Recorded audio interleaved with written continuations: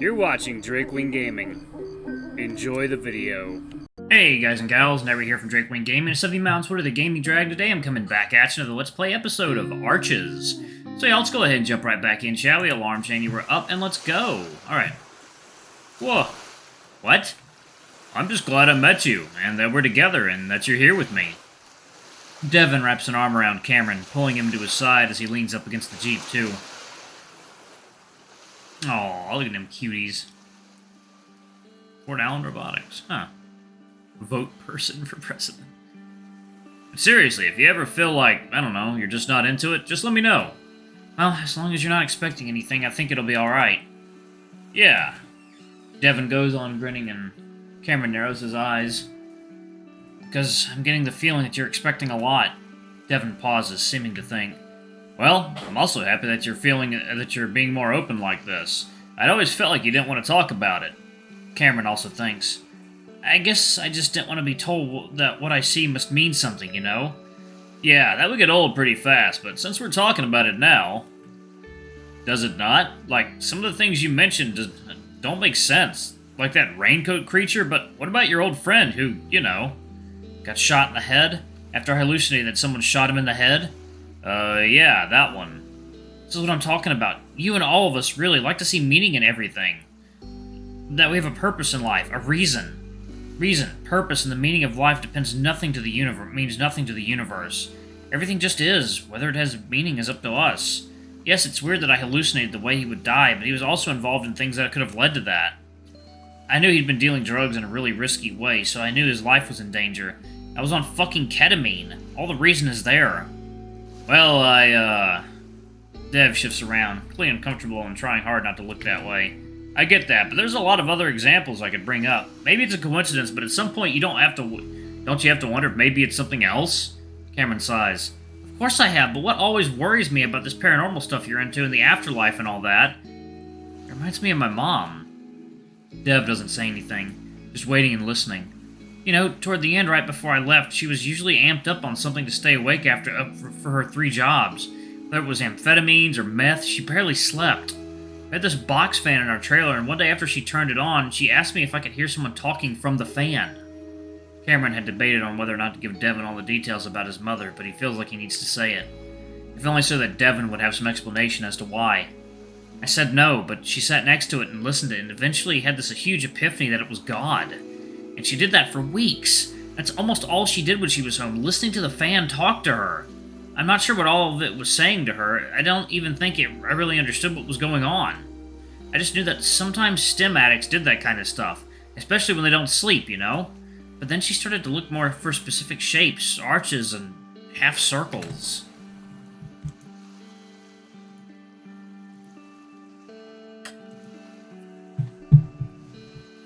This voice told her that she could get into heaven if she passed under the right one.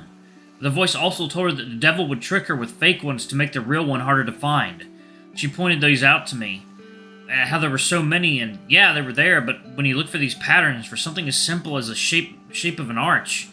Cameron traces a finger along the arch of the wheel well he's leaning against. You're gonna find them. Eventually she told me everything was warped. I guess she was so fucked up that these shapes just popped out at her, like her brain was highlighting them and she couldn't ignore them.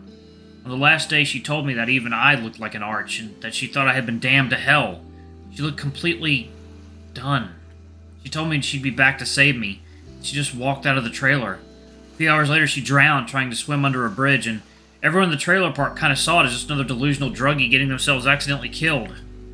Cameron had told Devon his mom drowned in a river while on drugs. The details are chilling, and the bear just wraps his arms tighter around Cameron. But I think it was a suicide, that she just was so tired of her shitty life that she bet on that bridge being the arch that would lead her to heaven one way or another. That's why I worry about following these patterns, even if it's just something like looking for UFOs or ghosts. Like, yeah, the meth and lack of sleep pushed her over the edge, but is there something genetic there too? My dad had problems too. What if I'm predisposed to it? I thought drugs were making it worse, but I haven't used since the 2nd month after I met you, and I still see shit sometimes. I mean, whatever is going on with me, it's stable, but I wonder if that'll last. Devon clears his throat. I would never let that happen to you. I know I say stupid shit about it, but I know it can be dangerous. And I'm always looking out for you. Honestly, it's nice to hear that, because just letting my mom sit next to a fan for 3 hours straight every day, feeding on her delusions, was the dumbest thing I've ever done. But I was high on my own drug of choice because I just didn't care. The thing is that even through that hell she was in, she cared. I took too much a few times, and even though she was listening to her fan in her own world, sticking post-it notes to all the shapes and she saw, she still noticed right away when my breathing wasn't right, and I woke up to her spraying Narcan up my nose. Cameron sees Devon tilt his head in question. It counteracts opioid overdose. The thing is, my mom didn't like opioids because they made her nauseous. So that means she got those nasal sprays just for me, just in case. Even when I thought she was too absorbed in her own world to care. So, it hurts to think about that night. How I just let her walk out of our trailer like that. Cameron takes another deep breath. He hadn't planned to talk about that last part, but it just came out. Sorry, I really wasn't planning to go into all that. Dude, do not be sorry. But it's part of why I am the way I am. I know my symptoms don't perfectly match up with what you've researched on the internet, but they're close enough. And honestly, maybe you're right. Maybe there's more after we die, and somehow I can help you find it, but if things go south, and if something's wrong with me, just pull me back. Seeing the shape of an arch, remembering all the markers she put on them, it's like a reminder of what happened to her and what could happen to me.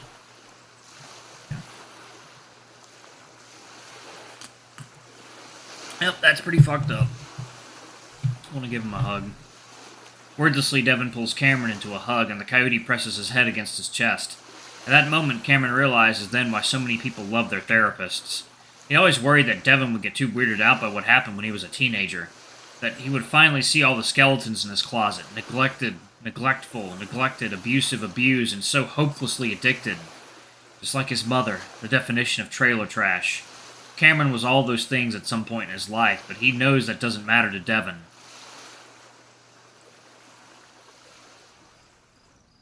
After a while, Devon lets go and they start getting back in the Jeep, the bear feeling slightly shaky. Cameron opening up just now had been truly harrowing. Devon had known bits and pieces of his coyote's history, but to hear it like that, how he'd overdosed and almost... Dev shudders.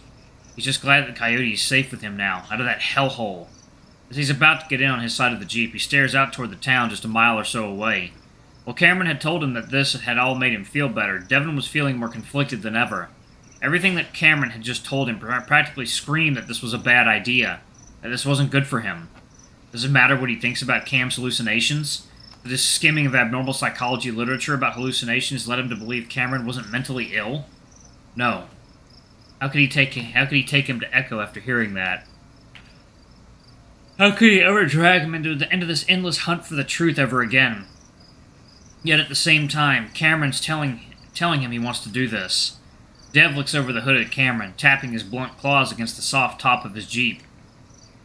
Hey, Cam, what do you say we just keep heading north? Check out Deseret. You know, see what Bonneville might be like. See what the Mormons are really like. That could be fun. While he says this, there's a crushing feeling in his chest, dreading that Cameron might say yes, but at the same time hoping that he will. I mean, with the way things are going, I don't even know if we'll be able to cross state lines in a few weeks. They're starting to shut everything down. But Cameron just stares back at him before smirking. Oh no, this is something you wanted to do for years. I mean, fuck me for dropping all that on you right before we got there, but you know I'm a procrastinator. I don't want you to feel guilty, but just be aware. And I kind of want to face my fears in a way, you know? I'm ready for this. And before Devon can say anything else, Cameron gets in. Dev looks over at the lake, actually not sure what he's about to do. If he was a good boyfriend, he'd drive away from this place.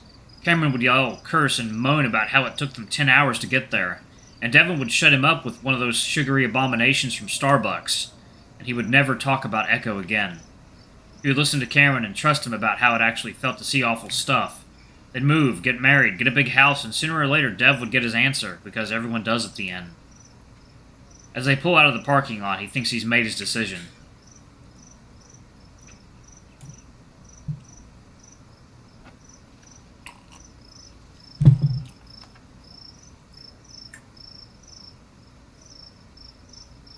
But even as he tells himself he's going to turn left, back up the road they came, he turns right. Because just before he did, he sees a flash of pink in his mind's eye, floating in the middle of a pond. It's like someone hit him full force in the chest. Before he knows it, Echo is ahead of them.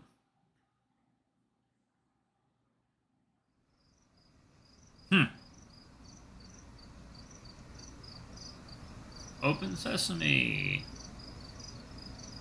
Huh. TV and arcade. Who's that? Devon frowns as they pull into the parking lot of the motel, staring at the graffiti-covered walls. Oh. Ooh, is that it? Oh, yeah, that looks like it's it. That's weird things. Leave the light on. Oh, man. The cartoonish caricatures have a way of cheapening this experience, like this is only a stupid haunted house attraction. So this is home base, huh? Devon rubs the back of his head, feeling self-conscious after talking this place up for so long. It didn't look this bad in the pictures. People never have respect for stuff like this. I don't think it looks bad. I love street art like this. It just makes me feel less alone, like a lot of people have been here and we're just fine. Actually, keep an eye out in case one of them is lurking around. All the graffiti artists I knew were really nice. It's not nice to do it in a place where a bunch of people got killed. Well, I think a lot of people would disapprove of what we're doing, and I know you're nice, so just lighten up a little. Ow! Jeez! Cameron walks past the bear, slapping him hard on the ass as he does. Devon raises a brow, not sure what to make of Cameron's high spirits. They just had one of the heaviest conversations of their relationship, and, well, maybe that is why. If Cameron was feeling more comfortable being honest and open with Dev, then that could only be a good thing in the bear's mind. After returning a much harder ass slap that makes Cameron yelp, the bear joins him in exploring the area. Considering that the motel is supposed to be the most haunted building in Echo, Devon thought it would be a good idea to set up base there. Specifically in room 12, but most of the numbers are missing, and most of the heavy metallic doors are locked. Even though they're all dented from what looks like to be the result of literal battering rams. Well, they sure seem to care a lot about boarding the place up. They probably got tired of dumbasses crawling in and getting hurt. Yeah, but luckily I'm not a dumbass. Hey, what about me? Well, I don't think a music degree will help us in this situation, but you're still pretty smart. Oh shit, that's right. You majored in mechanical engineering and you work at the most valuable industrial automation company in the country. Huh, yep. Devon is a little taken aback by just how cold Cameron's response is. Well, go on. Your classes in dynamics and calculus-based physics should figure this out for us. Cameron's voice drips with sarcasm, and Dev can only assume he's making fun of the way the bear had tried to impress him with his coursework during their first dates. But Devon tries to salvage the earlier good-natured mood. Well, I could probably break those boards as long as I move my fist at a high velocity. You see, the amount of kinetic energy... Dev's half-hearted teasing trails off.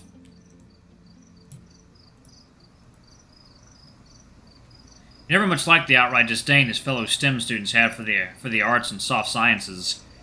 It's just that it would get Cameron riled up, and that was funny. College. Now Devon just feels like a dick. Besides, Cameron's ability to understand and play music is basically magic to the bear. Devon's grasp of music is surface level, and he's slightly tone-deaf to boot. Cameron wouldn't ever point this out. He'd just sing along and attempt to harmonize. And while Devon had been offered his six-figure salary career before he even graduated, he had watched Cameron's dreams of working in the music industry slowly evaporate over the past 3 years. Now Cameron is working at a call center he hates. The bear had thought himself to be so smart in college, and yeah, he did alright. Now he's becoming more aware of what a dumbass he is when it comes to communicating with actual people, with his literal boyfriend. He needs to apologize for this one. The bear clears his throat. Yo, Cam! Dev shuffles up to the coyote, but before he can say anything, Cameron just points at the door. See? Number 8. And the door over there is number 3. So, counting in this direction... Alright, y'all, I'm actually gonna pause it right there. Thank y'all so much for watching. Don't forget to like, comment, subscribe, ring that notification bell, and check out our Patreon if you can. It always helps. Before I go, I'm gonna give a quick shout out to our lovely bronze tier patrons. Thank y'all if I do for the channel. We greatly appreciate your support. Thank you to our silver tier patron, Cade Silverman. Thank you above and beyond. It's greatly appreciated. Thanks to our 3 gold tier patrons, Zeke, Toby, and Blue Wolf Alpha. Y'all are awesome. We love you. Thank you for subbing to Ultimate Tier. Anyway, if you want to get your names in the credits, get access to all our not safe for work contents as little as $5. Alrighty, I love you all, and I'll see you all in the next video. Bye-bye!